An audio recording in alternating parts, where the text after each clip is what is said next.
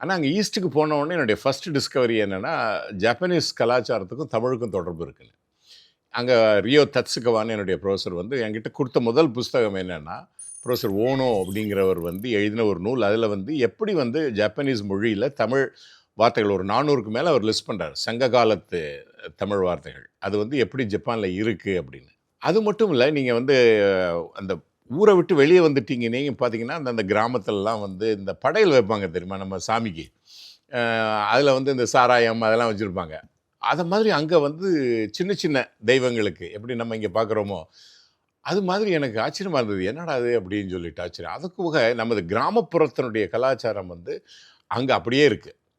கொஞ்சம் உரக்க பேசுறது, கொஞ்சம் சாப்பிடும்போது கொஞ்சம் சத்தமா உர்ருன்னு உறிஞ்சு சாப்பிடுறது. நம்ம இதெல்லாம் இப்ப நம்ம வெஸ்டர்ன் ஆயிட்டோம். அதனால நமக்கு எதெல்லாம் வந்து மேனர்ஸ் இல்லன்னு சொல்றோமோ, அதெல்லாம் ஒரிஜினலா இன்னும் அங்க இருக்கு. இதெல்லாம் பார்த்தோனே எனக்கு ஒரு ஆச்சரியமா இருந்தது. அதேபோல ஒரு தமிழனுக்கு ஜப்பான் மொழி ரொம்ப எளிது.